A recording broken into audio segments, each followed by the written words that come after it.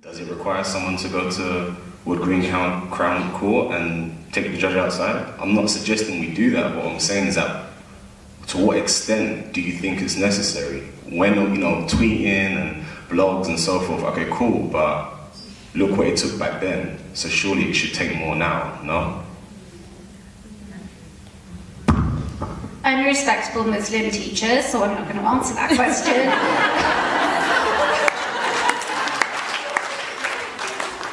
However, I kind of hate the internet, and I agree that it can be useful for maybe finding out some stuff, that Twitter's not cutting it, is it? So.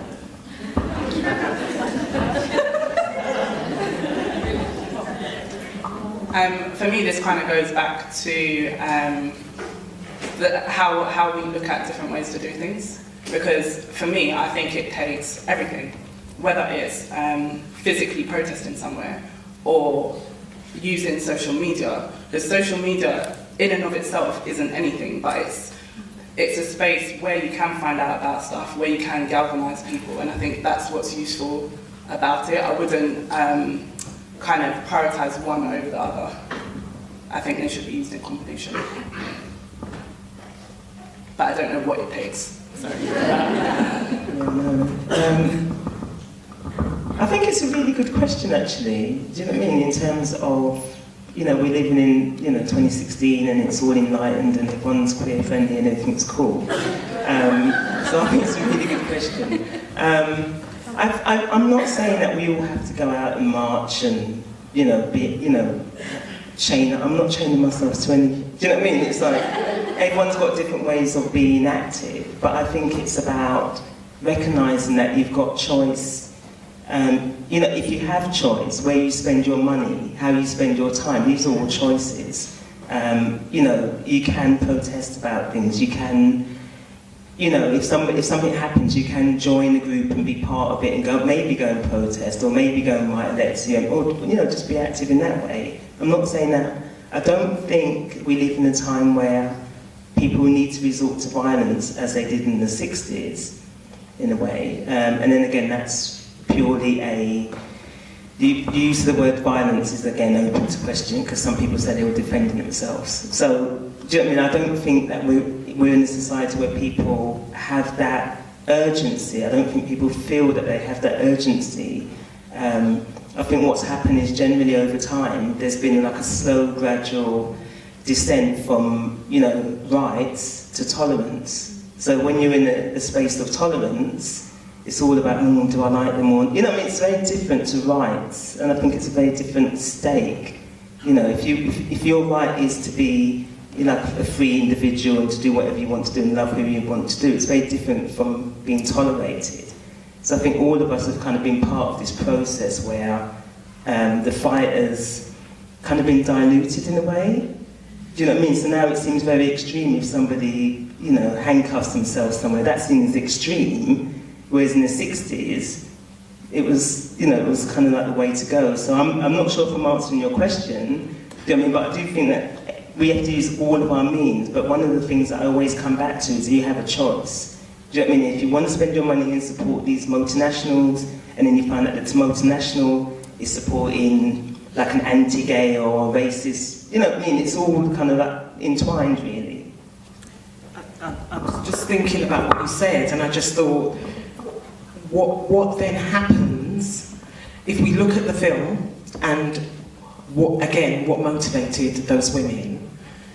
If violence is being used against us and we are experiencing multiple oppressions in a particular way that is violent, then I guess what's the response? And I know it's a difficult question, but I don't think we cannot ask that question after watching A Place of Rage. So what is because they had a response then, right? So I would just say one quick thing. In terms of the violence that was happening in the 60s, the feeling was that it was because you were black, that there was nothing else. You weren't in the wrong place at the wrong time, wearing the wrong outfit or being lippy. The narrative now is if you as a person is killed by the police, for example, or beaten up or queer bashed, or I hate that term, but you know what I mean. It is almost, the narrative is almost like you were in the wrong place. It's you, it's an individual. It's almost like an individual attack. You know, in the 60s, it wasn't an individual attack. It was like a class attack. Do you know what I mean? And I think that's very different, because now a lot of the thinking is, oh, it happened to him or her over there. Do you know what I mean? I'm kind of all right, really.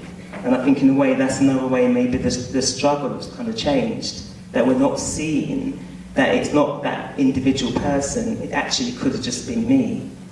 And I think that needs to be looked at as well, maybe. Did that help at all? Sorry. Actually, you just made me have more questions.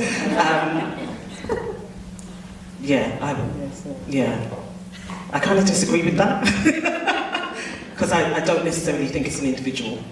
I think it's systematic. And I think it is targeting particular groups of people. But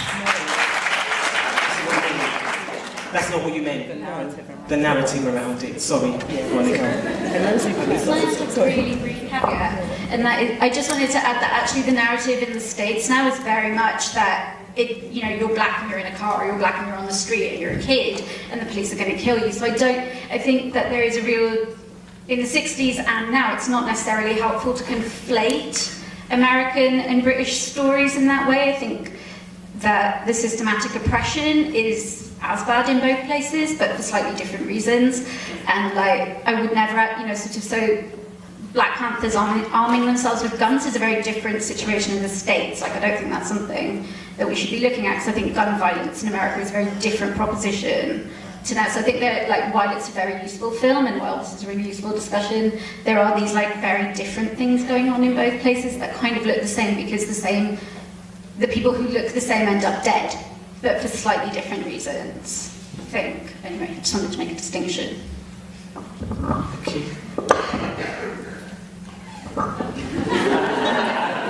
Sorry, there's a question here.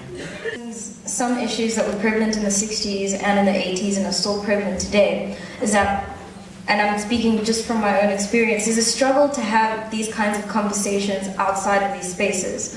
So my question to you guys is, do you have these conversations outside of these spaces, and what advice can you give some of us who are trying to have these conversations outside of these spaces?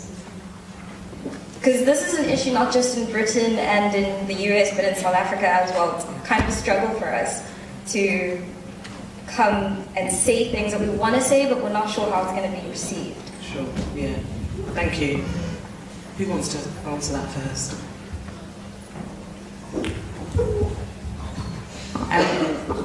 Just quickly, when you say outside of these spaces, could you say specifically what you mean?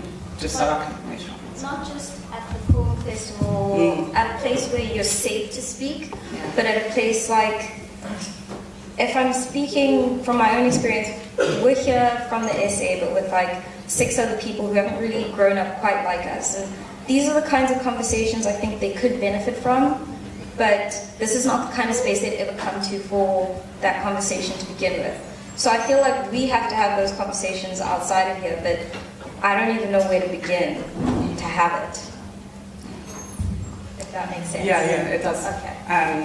I just wanted to check in. I think as kind of crass as it might sound, it's just having that conversation, because so I work at IMCON, which works to end violence against women and girls. It's a black feminist organisation, imcon.org.uk, if anyone wants to look it up. And I'm in the Young Women's team, and so one of the things that we've done with the Young Women's team is have a lot of workshops and focus groups with young black women around various issues, whether it's media representation, whether it's how they feel about issues sort of nationally and locally, so policing, education, healthcare, everything. And obviously, we kind of, to a certain extent, have the space to do that through our work.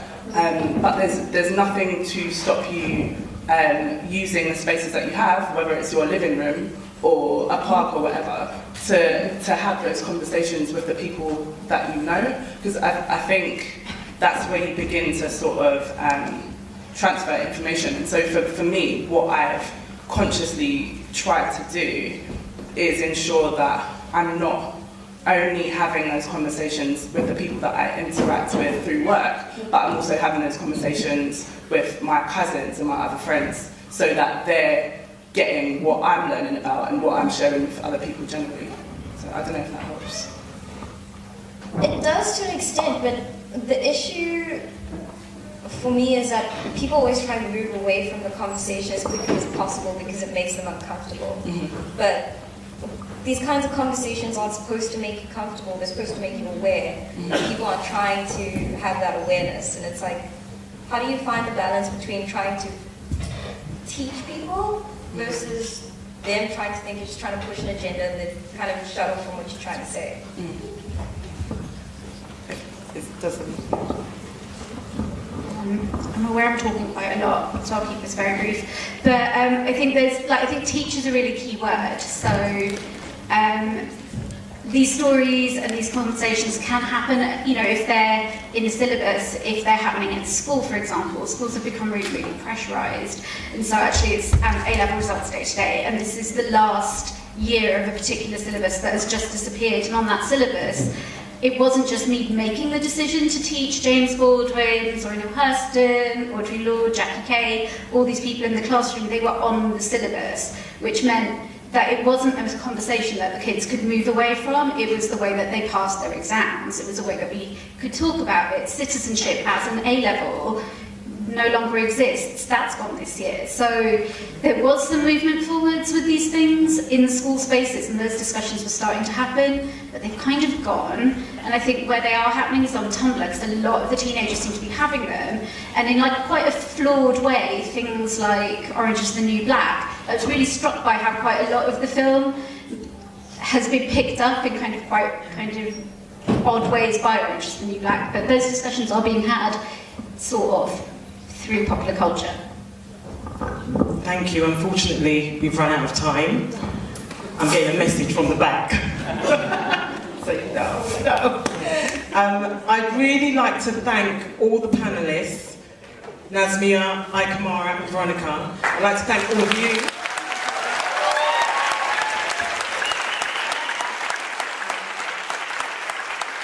I want to close on one line that Jordan said, which is, we will get to someplace else where tenderness is possible. And I just wanted to leave you with that. Have a really great evening. Have a great festival. We hope to see you back here tomorrow and Saturday and Sunday. Thank you very much. Good night.